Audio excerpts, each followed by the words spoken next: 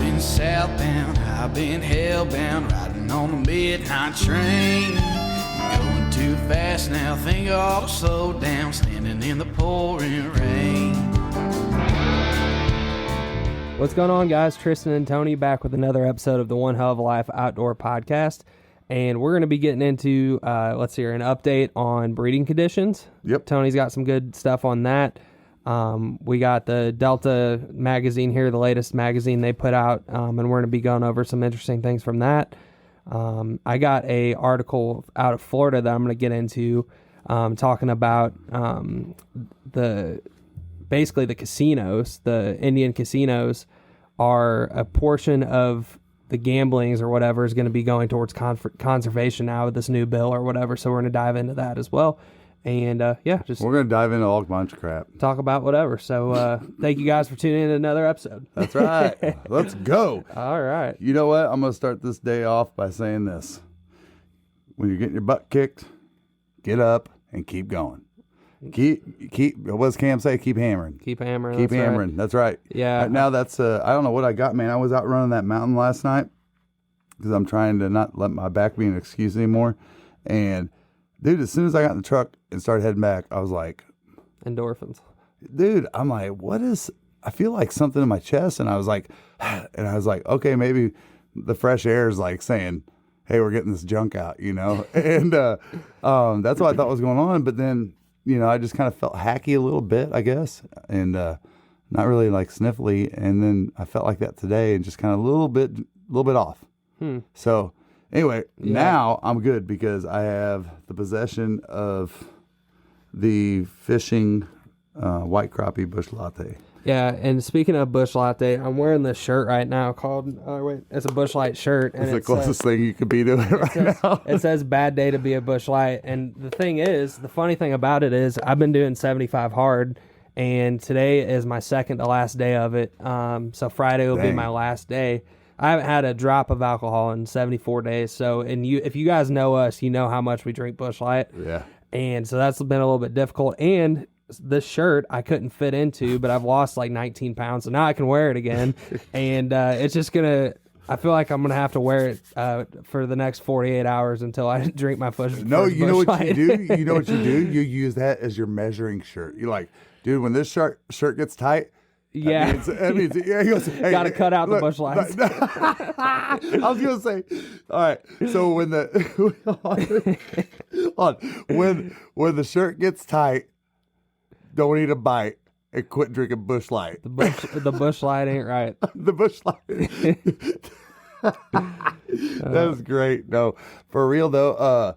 I haven't been drinking very many Bush Lights, like really either. I've been hammering on the job, dude. I mean, like the new job, like really. Well, yeah, that, and then when I'm not drinking, it doesn't really. I mean, yeah, no, you're not hearing it. I've been trying not to so much whenever you're here. Like I think the last podcast, I drank like one. And I was like, I don't want to sit here. The last thing you want to do is, number one, listen to somebody that's drinking when you're not. Yeah. Because you want to punch them in the face. Dude, I learned going to a concert sober is extremely, extremely hard. We went to Dylan Gossett. I'm actually wearing his hat right now. Some of y'all may know him. But we went to his show here in Atlanta, and Katie and her friend could drink, and I couldn't. And, it was just people bump into you. And when you're drinking, it's just no big deal. But when you're sober and you're people are loud and bumping into you and stuff, you're just like, oh, my God. But it ended up being a fun concert. Heck yeah. Anyway, so, let's dive into it. I mean, if you want, I can kind of start with that article I was talking about. Yeah, man, go ahead and drill down. So I came across this, I think like Florida Sportsman Magazine shared this, or somebody shared it. Let's see here. Outdoorlife.com. All right. Florida now using gambling revenues to fund wildlife conservation. An article by Katie Hill. We'll give her credit here. A new law funnels portions of the Seminole Tribes gambling revenue into state-led conservation initiatives. First of all, that's a great idea, and what a great bill, because that's really smart. Let's see here. On April 4th, Florida Governor Ron DeSantis signed a bill into law directing 96% of funds from a new agreement with the Seminole Tribe of Florida to multiple land, water, and wildlife protection initiatives.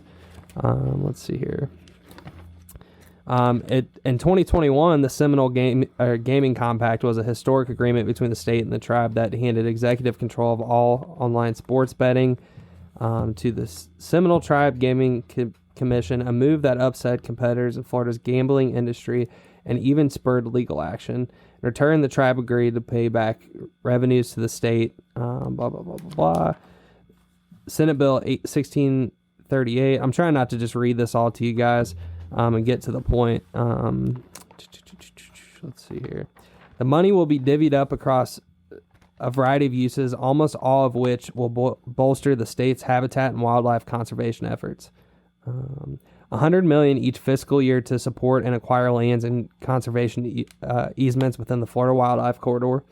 $100 million for the management of state-owned lands and removal of invasive species. $100 million for the implementation of Florida's statewide flooding and sea level rise resilience plan. Williamson Outfitters, located along the beautiful Gulf Coast of Florida, is a premier guide service with lodging that provides incredible coastal duck hunting, gator hunting, fishing, gigging, scalping, and custom boat tours along Florida's forgotten coast. They are family-owned and operated with over 200 years of combined experience hunting and fishing along this incredible stretch of Florida. On a coastal duck hunt, you have an incredible chance at rare species like redheads, bluebills, buffleheads, fully plumed blue-winged teal, mottled ducks, whistling ducks, and several other species. The inshore bite is hot right now along Florida's forgotten coast. If you're planning a visit to the Florida Panhandle, call Williamson Outfitters to book a fishing trip right away. Targeted species include redfish, tripletail, trout, flounder, and more. Spots are filling up fast, so book today. Call or text 850-251-8650 or visit www.floridaducks.com. The remainder of the funds available each fiscal year will implement into Florida's water quality improvement grant program, so roughly $79 million a year. And for y'all listening to this that don't know what the Florida Wildlife Corridor is, it's 17.7 million acres of wildlife habitat. Basically, that's across the state of Florida, and Florida basically works as like a big, like a big filtration system. Stuff runs all the way from Lake Okeechobee through the Everglades down, all the way through. But I just thought that was really really cool, really interesting, and a great way to, just impact the land. Gambling, while it's fun, is obviously can have its downfalls, but it's kind of cool that when you come across something like that as a way to, help conservation in a state that probably is being attacked more than a lot of other states. So, yeah, that's kind of my 2 cents on that. Right on. Well, I just think it's an amazing thing. I mean, heck, man, we got to get something to get some more money rolling in to protect this stuff. Yeah, because when we had Travis Thompson on, he was saying that Florida actually, it's a low amount that they get through Pittman Robertson because of just the dollars that are spent on, the activities in Florida comparative, to other states. So it's great to see that kind of implement that. And I know Travis was talking about a tax that has to do with tourism and gas and, hotels. There's, I guess, a kickback that goes to FWC and, state conservation, all that good stuff too. So, but yeah, that's, something good stuff that comes to mind with you talking about that, Tristan, is, I don't know if anybody's ever talked about this or really considers it, but I was thinking the other day about conservation, right? And, we're always quick in arms to jump to the chair whenever, or come to the war front, I guess I could say, whenever there's something that is important to defend, right? But I was thinking about things as small as this in our own communities that I saw on a sign, and it said, vote basically to stop now the expansion of neighborhoods in our area in Gwinnett County. I was like, badass. Yeah. And I thought, so how many of us do that? Right. How many, remember in St. John's, whenever they was going to pass that bill to allow another 12,000 homes, or it was something crazy like that. Yeah, they were wanting to out there by heading towards Green Cove, Green Springs. Cove from Furt Cove. They were planning some development out there, and yeah, you're right. A bunch of people like that lived out there rose up and actually, I think it was I want to say like D.R. Horton. Went against them, and basically they won, and they didn't end up building that development. Yeah, well, I think the same thing happened on the north end of the Guana River. It was the same issue, same thing. So, but point is, I think they keep going after that land. I think that's like an ongoing, like, because I bet it's been as long as the ancient war between like Israel and I don't know if it's that long, but it's people keep wanting to move there. And it is. I can see why people would want it. It's right there. I mean, y'all don't understand that when we hunt there, hunt anywhere there in Ponte Vedra, St. Augustine area, you literally can hear the waves crash. Yeah, it's pretty wild. And you're just like, really? This is cool.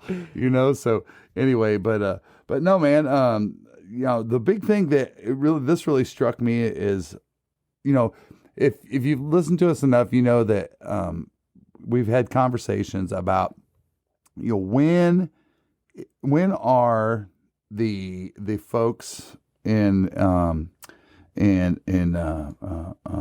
what's the word I'm looking for, in the biology side, the scientists, when are we gonna grasp from a government level, funding level, the ability to invest and use technology and to estimate waterfowl, all kinds of stuff, right? Because we all seen what happened when we had COVID. Mm-hmm. Guess what? Everybody just said, well, we can't do it. Yeah. And you're like, what? For the first time since like 1910 or something stupid like that. Yeah, the survey wasn't ran. Yeah. And the first time ever because of a virus. So anyway, we've obviously embraced a lot of technology, but I in a nutshell, I talked a lot about how I'd love to see the advancement of that be accepted. I think we have all the troops on the ground, all the scientists and the biologists and everybody here that are supporting it. But when are the states, when are the folks that fund this going to see the ROI? You know what I mean? And so this article that came out in the Delta Waterfowl magazine, let's see which version, I don't know which one this is, but you can see it right here. You can't see that without going, dude, I got to read what that's about, because that's the first time I've seen a duck with a shield. Yeah, right. A shield on its bill. And first thought, as soon as I looked at that, I was like, dude, that's uncomfortable. Because what you can see here, and I'll get into this in a few minutes, but we'll go into how it's held on, all right? But if you know anything about ducks, they can't see directly in front of them, okay? So it doesn't mess with any of their vision or anything. And so number one, it's a very identifiable mark. I think if you see a duck come flying into your spread, you're going to see this. Yeah. I mean, and I want to be the first guy that gets one. I really do, because if you know it's coming. Yeah. Somebody's going to be throwing and be like, dude, check out this freaking tag bill duck thing. I don't know. But anyway, so here's what's going on. Nutshell overview of what I'm going to talk about here is Delta Waterfowl and the rest of the scientific community is starting to embrace this technology. And so now we've got drones that we've been using, and actually Delta Waterfowl has been doing this since 2017.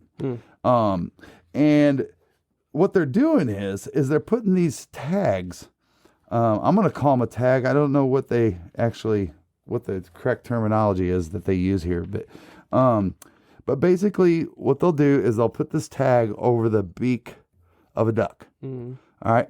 And it goes over the beak, and there's a, they don't call it a rod. They call it a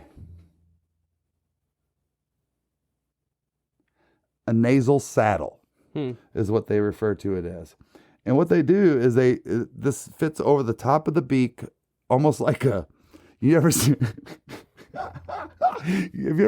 the Breathe Right strips? Yeah, kind of like that. Yeah, dude, it looks duck like breathe right. It's a duck Breathe Right strip, and so they put this over the bill, in the nose, and the saddle goes through the nostrils, I guess, this way. And it says it's made out of, I think it says it's made out of aluminum, and it will deteriorate, and it just falls out. So anyway, they can see these things from the sky. So the way they used to do these breeding estimations and breeding surveys and stuff is, like, for example, they would drive a 4-wheeler through a field, 2 of them, and they would drag a screen and all these grassy, marshy areas, and some of it's just dry, grassy areas. But the prairie potholes, right? And they're close to water if they're not in the water. And they go through this, and it flushes them up, and they mark where that duck is at, and they go over there, and that's when they do their transmitters and check the eggs and do all their stuff. That's how they've done it in the past. And they do that every so many, I don't know the measurable, Like how many are, like where are they? Square or per square mile or what they do, but that's how they get their numbers. And so what this allows them to do is, it's really cool. So they can actually, I'm kind of jumping ahead a little bit, but what they can do is, I'm going to read it exactly how it says here because I don't want to mess up the facts. It says, an antenna-equipped drone, Delta drone, detects the radio-tagged hens during its flight. So the radio, it's a radio. Then, a second camera-equipped drone moves in to lay eyes on the brood. How freaking cool is that? So it's up there in the air. 2 of them. Oh, there's one. Target identified. And the other one says, he comes in there and says, yep, K2, whatever. Yeah. That identifies it. Dude, they got pictures in here where they're zoomed down from way up high, and it's all in sedge. See all that?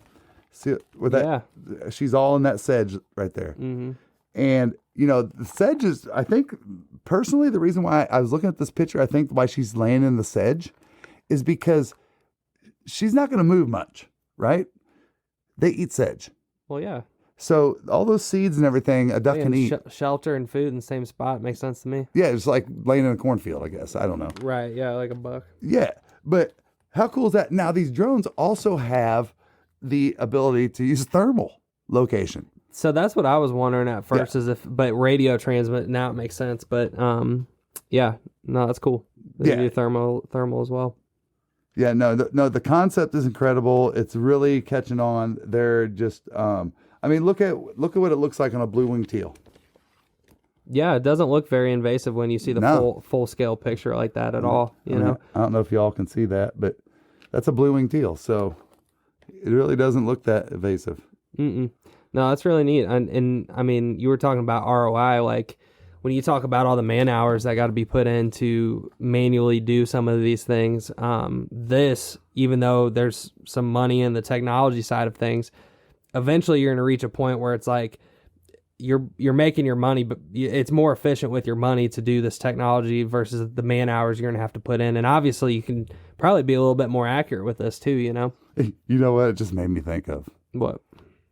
So in nature, and if anybody's a nature show freak, you all got to see the new octopus thing. I bet Tristan's probably sick of me saying it.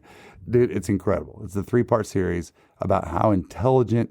They don't get taught nothing from their mom, yet they learn at a pace that's like incredibly quicker than humans. It's incredible. Like, they even think that these octopus, when they sleep, they're downloading memory. Like, they can go one place one time, come back, and they think when they're sleeping that they're basically, that information they saw is downloading for the next day. And they remember it, like, it's stupid stuff. Wow. But anyway, but no, where was I going with nature show or nature show people? You gotta. Yeah, I know. I was talking about the octopus thing, and I forgot the point I was bringing up about. You were thinking about something. Yeah, I was on a hook on something, but anyway, maybe it'll come back to you. Yeah, it'll come back to me. But point is, this technology is incredible. They're going to be able to get more accurate numbers. I, for one, this is just my personal opinion, and I hate to sound so bold about it, but I think there's a lot of people that agree with me. The way that we've been doing it isn't good enough. It's kind of antiquated a little bit. And it's not reliable.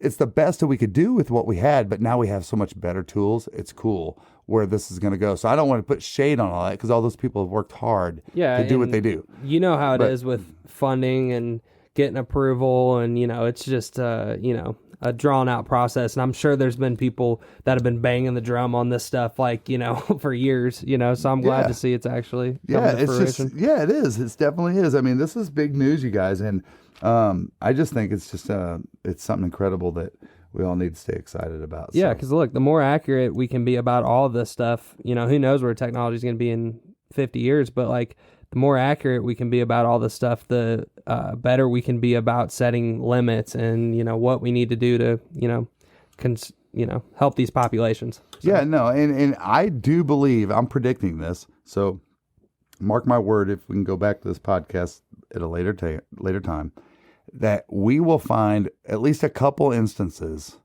with the populations that we were just off. Yeah. I mean, and I think a lot of it has to do with the shift of stuff that we're going to talk about here in a few minutes, about migration changing and stuff like that. So anyway, but yeah, I think we're going to find some interesting numbers, and it's going to be cool just to know that when you hear a number, honestly, there's a lot of people out there in the duck hunting community that laugh at some of the numbers that come out and actually favor the ones that are bad numbers because and I've seen it true. It's crazy. It's just so localized. It just depends where you're at. If you said there's 700,000 pintails, right? Mm-hmm. And you're in an area that's got 125,000. Mm-hmm. Yes, you're going to see a lot of pintails. Right. Yeah. I mean, you got to think of it that way too. Well, and it's like Florida with the people that have just, big freaking rafts of bluebills, that, you can only shoot 2 of them later in the season. So then you shoot your 2 or 1 earlier in the season, and then you just see groups of 150 laying in the decoys, and you're like, what do you mean you can't shoot 6 of them? But, not everywhere has that thickness of, population, obviously. No, for sure. No, absolutely. I think we should get into the habitat conditions before we talk about the Flyway article. Well, okay, let's do that. You go ahead, kick her off. So, just going off Migration Station, we've had Joe Kiefner from Migration Station on the podcast twice now. Great guy. They got a cool thing going on there. But I like to, stay in tune with what they put out. And they put out an update on mid-April update just the other day on the habitat conditions. And I will, if I end up here, I'll show you. You guys probably can't see this, but if I make a clip out of this, I'll be sure to throw this in here. But it's got, the whole United States, and it's showing, where basically the density of water is all throughout the United States and Canada for these breeding conditions. It says, Central and Mississippi Flyway. The vast majority of the prairie pothole breeding region continues to experience below average rainfall amounts on top of near drought conditions. Saskatchewan specifically has experienced less than 40% of normal precipitation for the... In the outdoors, every detail counts. See sharper, aim clearer. From the river's edge to the heart of the flooded timber, Hook and Bullet has your vision covered. Hook and Bullet's purpose-built optics are flawlessly crafted to give you an edge regardless of your outdoor pursuit. Use code ZeroDuck30 for 15% off a pair of Hook and Bullet sunglasses today. This time of year, mallard, teal, gadwall, and shoveler, and canvasback production rely really heavily on this region. So that's the prairie pothole breeding region. Pacific Flyway conditions out west remain above average. The situation in the Klamath Basin breeding region and surrounding areas has improved compared to last month and definitely compared to years past. And localized conditions across much of the Rocky Mountain regions remain good to great. Additionally, conditions in Alaska look good. Mallard and Canada goose production takes place in much of these localized areas. And up north, widgeon and speckled belly breeding relies on good breeding and conditions in Alaska. So that's good to know. I didn't know that about widgeon and specks being in Alaska. Atlantic Flyway. So we got conditions in the Atlantic region remain great. Many areas along the St. Lawrence breeding region are in about as good of shape as they can be. The same could be said for a large portion of the Great Lakes breeding region as well. Specifically, black duck, mallard, Canada goose, and wood duck production takes place in these breeding regions. And ringnecks. So, these things you always kind of got to take with a grain of salt, but it is interesting when you get an update, right? Like of what conditions are looking like. And, it's always fun to kind of be like hopeful, when the conditions are great, or kind of you're stressing out when the conditions aren't that great. So, take it with a grain of salt, but it's always interesting to get into that stuff, I think. No, it's super interesting to get into it because you got to have something to base it off of. And if that's what we got, then we got to talk about it. You know what I mean? Because I'm interested in it.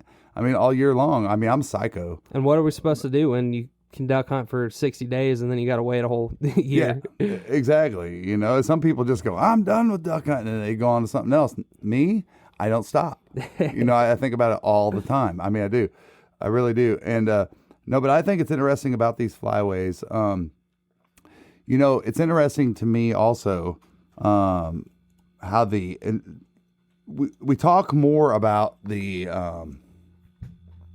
ducks, but the geese is certainly different as well. You know what I mean? And I think I don't know what it is when it comes to the geese. I don't hear many goose hunters bitching about goose populations or anything. Do you? Well, in areas, so like Illinois, I know people talk about Illinois because I guess historically, Illinois has been great goose hunting, and Illinois has kind of gone downhill as time has gone on. I guess is in a lot of people's opinion is continually, kind of going downhill, and True. Maybe more of those geese are kind of coming to Arkansas, Missouri kind of side instead of Illinois. But that's one I've for sure heard is just the state of Illinois. But no, and I think it's interesting too. And I mean, some people might think it's funny that I'm actually bringing this up, but I might have talked about this on the last podcast, and if I did, then just cut me off, Tristan. But did I talk about just what I've seen out here? Just in the variety. Yeah, we were getting into how interesting it is, just the variety of waterfowl that come through. Well, I'm just nutshelling, okay? Yeah. This year, I've lived here 3 years. This year, y'all, this is like a 50, 60 acre like pond, right? And I mean, it's pretty far across. It's a good 200 yards across, 150. I mean, it's big, and it's down dam, and it's about 15, 16 foot deep. Anyway, long story short, there's a lot of mallards that hang around here, and they all leave except for a few. And I get some Canada geese in here, but I had so many different species of ducks come in this year, dude. It was so cool. I mean, I'm talking about from early migration to, you saw all those teal videos during early teal, like late March. Mm-hmm. They were just, I was sitting there on the back hill, and all of a sudden I hear. You mean late September? No, I'm sorry, late September. Yeah. Excuse me. I was gonna go tell you about March, but anyway, I was sitting out there, and I was walking down the hill down towards the lake, and all of a sudden I heard, and so all these species are coming through, and it seems like they're a little bit more comfortable. I mean, there's houses back there, so it is kind of, a populated area, and why they feel comfortable coming there, I don't know. Well, I mean, there's also, you'll be in Arkansas or wherever and drive by a road, and there'll be 5,000 ducks sitting on the side of the road, and they don't pay any mind when you're driving by in the car. So, but it's a rock road. It's a rock road out in the country in most cases. I mean, I don't see them off the highway sometimes. Not the highway, but the main roads. Yeah. So, but to me, it's just odd. So I'm like, maybe the waterfowl are diversifying. Is just my point with all that. Mm-hmm. Is that maybe they're starting to diversify because the mallards have done it so easily. Yeah. Because the Canada geese have done it. Maybe some of the other species are just starting to be like, hey, we might have to spread our boundaries a little bit, because how weird is it that they're coming through here, Tristan? We basically got a wall block of mountain on all the north, all the way around to the east side for a long ways. The whole northeast corner, really. And it's just strange to me. I got spoonies, I got blue-winged teal, green wings, bluebills, one redhead, Gadwall several times this year. Big groups of spoonies coming on the way back. But it's just, and some green wings, I know there was just because I heard them out there one night, but I didn't see them. But it's just, to me, it's just cool. There's definitely shifting going on, and I think if you open up our eyes, maybe you can see it in your own backyard sometimes. Yeah, I mean, there's definitely shifting going on, but I don't think that has anything to do with the ducks that are coming in the backyard, because that's just, I mean, we're not in a big flyway, but there's some going through. Some ducks that are just inevitably always going to come through, which that's what I think is the interesting point is like, you know, for Georgia to be like, you know, the waterfowl desert that it is, like, you know, if you hunted the pond like every single day, like you truly never know. I mean, you could shoot just about anything, you know, which is just kind of interesting because you just think like, it's not even worth your time going, which it may not be, but maybe in some areas it is. No. Like if we could hunt that, like there'd probably be a lot of weekends we just go out there and see what happens. You know? I would. There's no doubt about it in my mind that I would have a higher chance of shooting a duck back there than I would shooting a deer on private land with my bow. That's how good it was for about, and it's more on the way back is when they come through more. Is on the way back each year. And really late every year, I always see it. Just last week, I had 2 blue-winged drakes and a hen. Yeah. I go, what are they doing? And they slept the whole time. They came in during like late morning because I was back on the back porch working on my laptop. And I saw them like, when I see a different species fly in, I know what the mallards look like all the time. Yeah. I go, what was that? And I just knew immediately. And Tanya, your Pawpaw started laughing at me. He's like, oh, there's another duck. And I said, yeah. I said, those are some blue wings. And they slept all afternoon. And at some point they left. Yeah, loafing. But they just kept, they would tuck their heads in and they get blown towards the bank. And then they'd wake up and they'd go about another 40, 50 feet.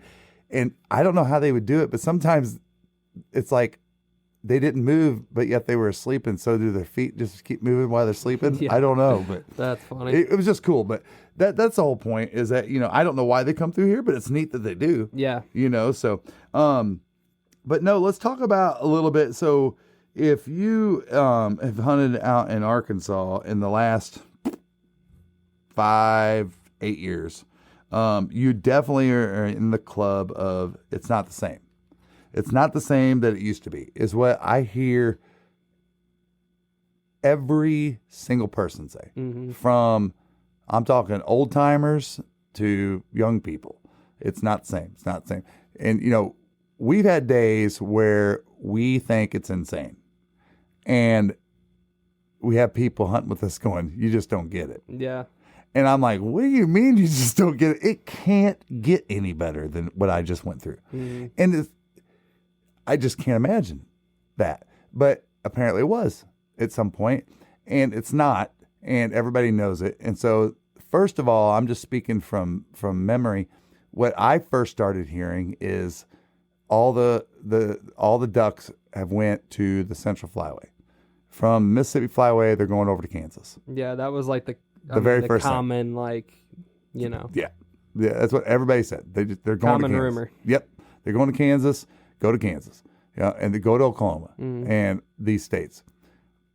And I think what everybody was just doing is reasoning with the lack of what they're used to seeing. And it got to a point where after so many years, people were like, son of a bitch, dude, something has changed. This isn't like maybe. This is for sure. It's not like a bad season.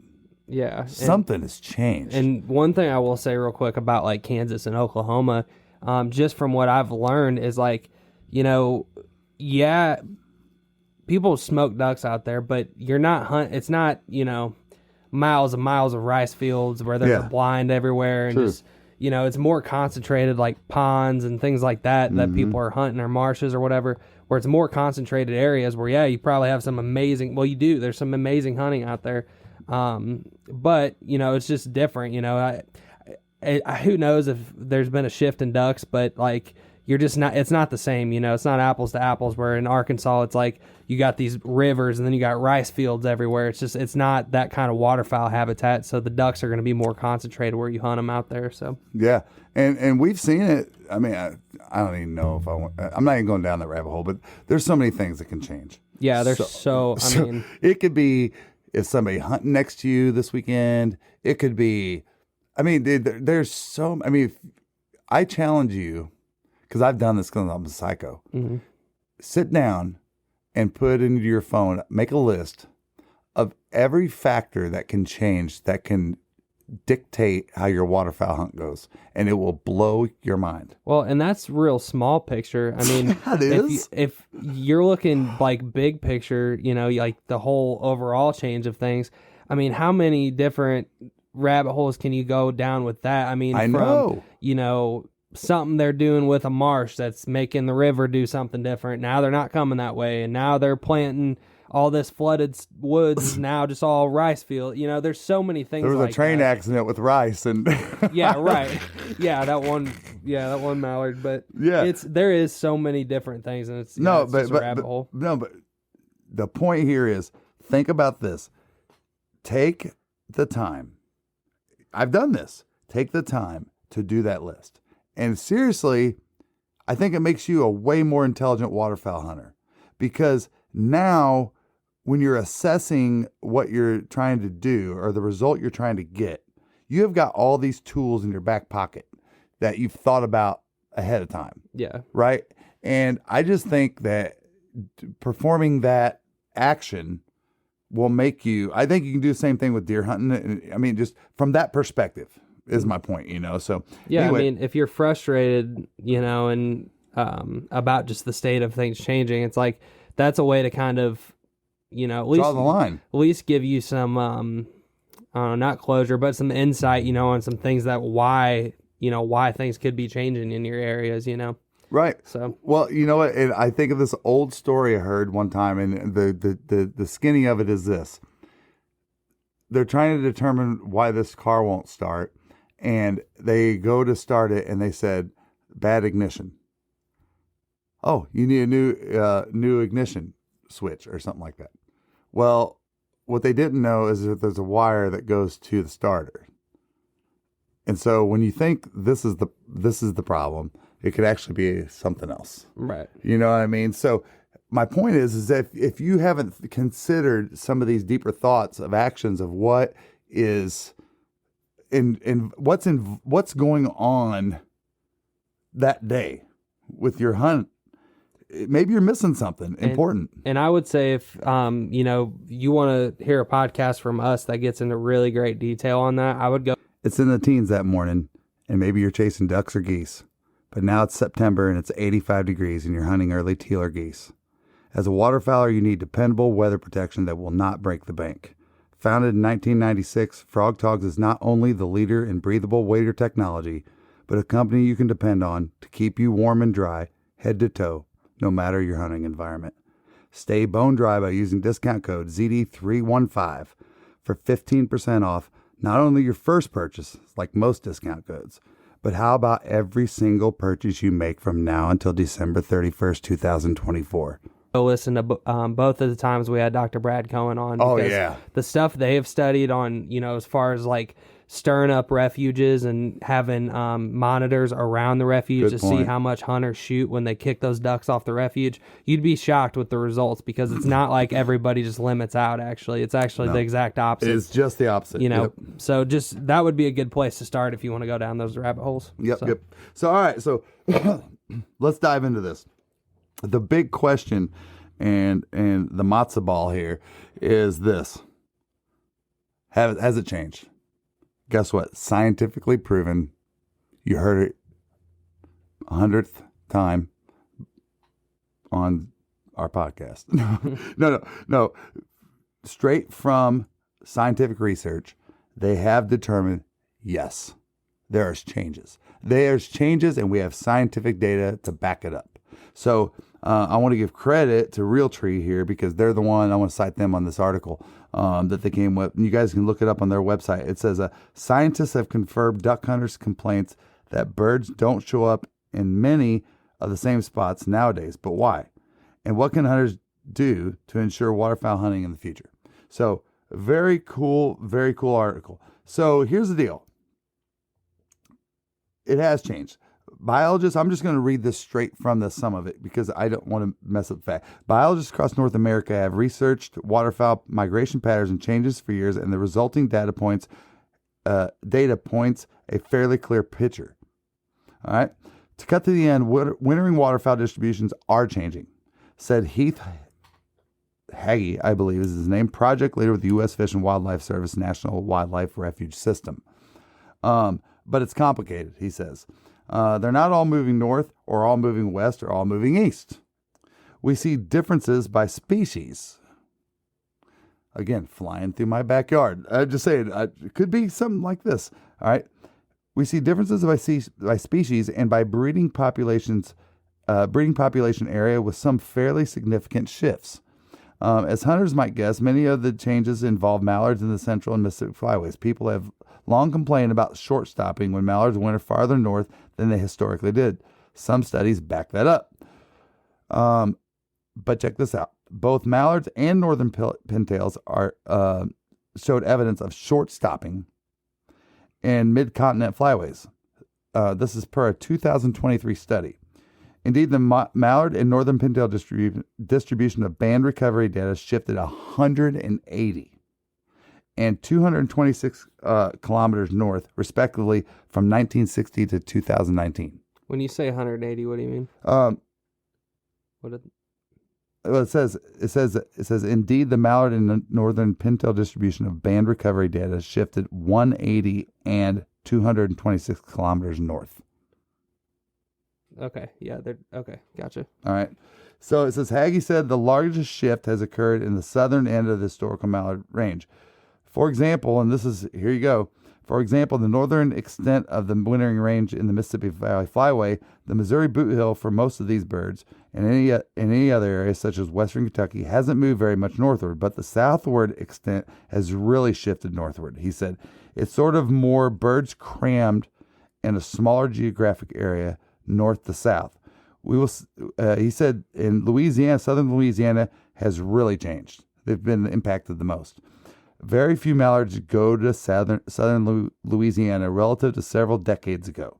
But central Arkansas does not seem to have seen big changes proportionally. So how crazy is that? That, okay, if you're in Arkansas, you're definitely complaining about it. But you don't even know how bad it is unless you live in Louisiana. Right. I mean, really, you think it's bad? Dude, Louisiana's like, respectively, they're not even going there anymore. Mm-hmm. That's crazy, man. Right. So we were talking about big picture, small picture earlier. You know, there's an example of like big picture.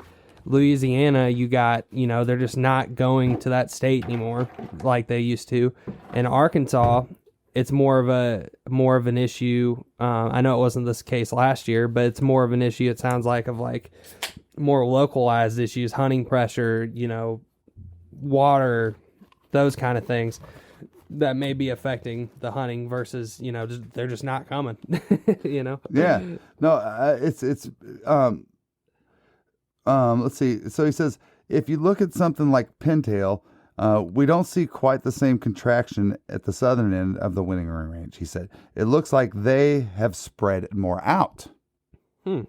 We don't see some of the bigger concentration that we had historically saw in Louisiana. And it seems like they don't stay in one wintering area for the whole winter. So I guess traditionally they did. So they're moving around a lot, the pintails are. And then here it says, I actually think we have more blue-winged teal and wintering in the U.S. than 50 years ago. Huh.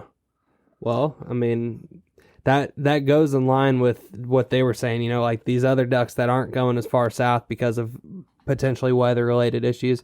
That would kind of tie into like blue-winged teal not going as far south because they're not going to go to Cuba if they don't have to, some of them. So why not stop in Texas and Louisiana or whatever, yeah. Florida, Georgia. Maybe that's why I'm seeing more of them. No, it's not. It's not why you're seeing more. I know. I'm trying to tie something in, Tristan. But here's the other thing. So we talked about you don't hear much about goose, right? Mm-hmm. But check this out. Goose migration studies were among the first to document significant migration changes. And this is a study published in 2023 in the Journal of Wildlife Management. Documented a two-stage shift in the distribution winter band recoveries from mid-continent greater white-front geese, the specklebellies, after 1994 to 1995 season. Significantly changed. And again, there was a big change from 2009 to 2010 season, which is crazy. Patterns in midwinter waterfowl survey counts were consistent with changes in winter band recovery distributions, providing further support that the mid-continent greater white-front geese have shifted their core winter distribution nearly 750 kilometers northeast over the last 5 decades. From the Gulf coastal plain to the Mississippi alluvial valley, researchers wrote in the study's abstract. Yeah, and I mean, you don't even need fancy data and all that to observe that. I mean, just how popular speck hunting has became in Mississippi Valley. I mean, right? It's not something that people did, you know? No. I mean, it wasn't even like, you know, we've heard Mr. Glenn say like 30 years ago, you wouldn't see them, you know? So no, it's like your generation. If I'm trying to talk to you about what an 8-track tape was, you're like, dude, I don't even know what that is. You know, I mean, here's the other thing. So a lot of people, here's the other, what's it called? Myth, I guess you'd say. The myth is, oh, my ducks have went and now they're going in a different flyway. My ducks, you know what I mean? Or our ducks. Yeah, our ducks. Our ducks. You own them. Our ducks that used to be here are now going over to this other flyway. And they're not here no more. They're gone. Yeah. They're gone and they ain't coming back. They gone. They gone. They gone. So, guess what? What? That's bullshit. Scientific data shows that it is. It says actually most of the scientific research does not support that at all. So, there's some of that going on. But it's not the driver. Said Michael Schumer, senior research associate and Roosevelt waterfowl ecologist with the State University of New York College of Environmental Science and Forestry, and the creator of Foul Weather podcast. Dude, that's the longest. Mouthful. That is the longest title I've ever seen. I don't think switching flyways is a big thing at all, is what he says. So anyway, it's just really cool, and I think that, you know, like whoever we had on here, we talked about how the big shift of the if you go back years and years ago, how the big shift of the canvasbacks changed. You know, where they used to go out in, I guess, Chesapeake Bay and a lot of that stuff, and that was primary, and how that's changed. And now one of the biggest spots is in Georgia, of all places. And that's, I mean, I guess a lot of that just changes with species and availability of food. And well, and they got hunted, I mean, almost to extinction in that area. True. And so just literally human impact, I mean, pretty much changed the canvasback flyway, which is crazy. But yeah, back to what you were just saying, like, it comes down to more of the small picture stuff that's changing where those ducks are going to. Not necessarily that they're not coming to the flyway, because, you know, still coming to the flyway per that data, you know, and some of the other people we've talked to. It's just, you know, it's a reservoir that was there your whole life growing up. Like, if that's not there anymore, like, okay, then, you know, maybe that hasn't, there's just these local things that can really sway stuff, you know? No, you're right. You're totally right. Here's the other thing that and pressure, of course. Yeah, no, that's going to make a big difference as well. So listen to this, and I'll kind of get into the ending or closing on this. So, as hunters might surmise, those changes might most affect ducks that feed heavily on waste grains, such as mallards. So, what they're saying basically here is, this guy says, if you're going to eat at Bubba's Steakhouse, you're not going to drive past one in Illinois to eat one in Arkansas. Mm-hmm. Think about that. Exactly. All right. And it says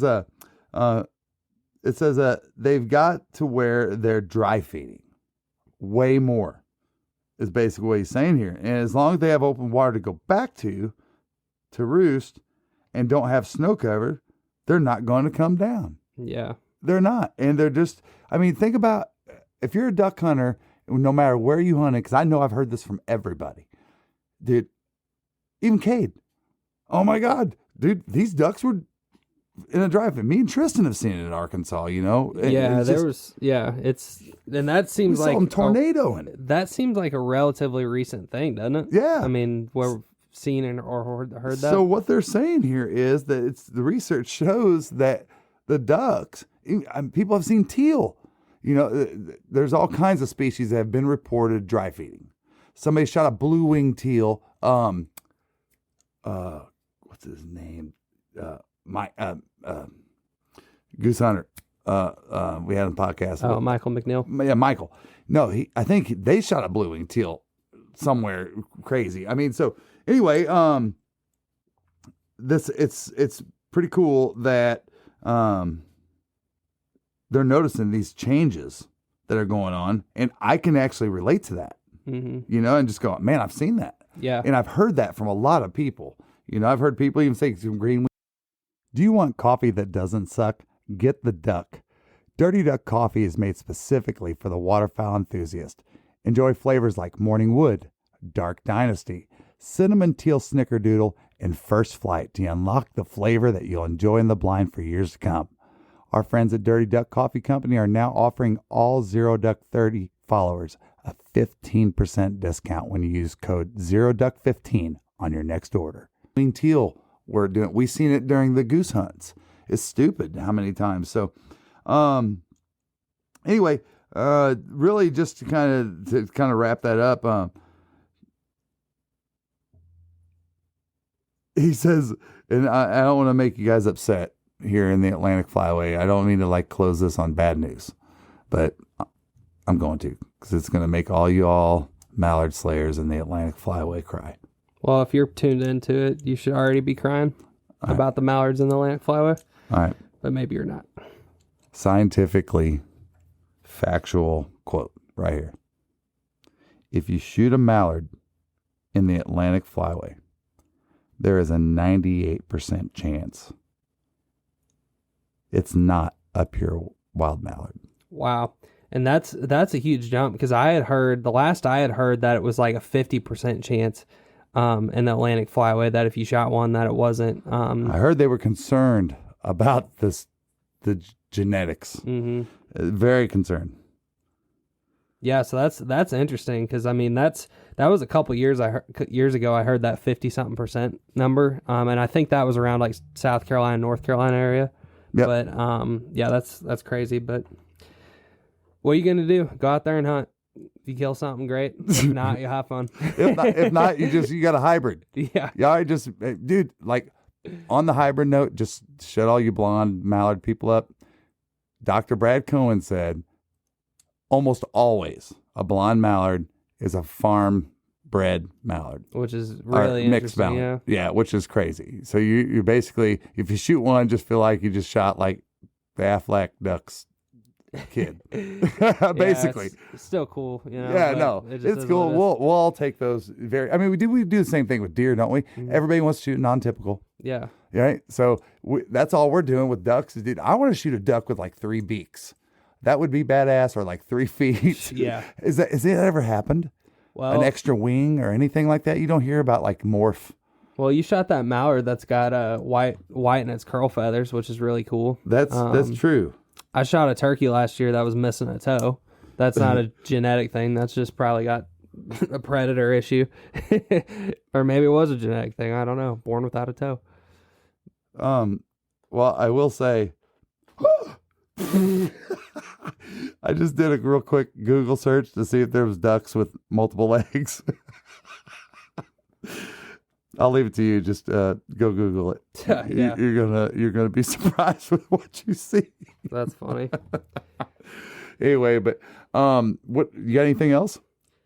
No, I just think the big takeaway is, it's a lot of times things aren't that, sometimes they are and sometimes they aren't, but like you shouldn't just take things at surface level. It's good to read into the research that these people do, because it's just, you never know what you might find out, would be my, before you come up, because there's a lot of people just have like preconceived like notions of why things have changed. What you can actually look into some data now and, have a better understanding why things are changing. So. Well, and I'll tell you what, I'm pulling this out of my back pocket right now, but we always encourage your feedback. on our podcast, y'all. And if there's something you want to hear, just message us. Message us, ZeroDuck30, ZeroBuck30, Tristan, Tony, the podcast on Instagram. Just message us, comment, and whatever you see that, you know, we're doing the podcast. But check it out. Here's my point. If you keep thinking about something that you want to hear about, or you're curious about something, and we don't talk about it, I can guarantee you, if you're thinking about it, there are hundreds of other people that are thinking about it. So bring it up, suggest it to us, because more than likely, if it's something that we haven't talked about before, I'm going to be like a glue for that. Yeah, we love that kind of stuff. Yeah. So if there's something you want to dig into, and it doesn't have to be just waterfowl related. It could be, you know, deer hunting related. You want to hear us talk more about blood trailing. If you wanted to hear us talk more about,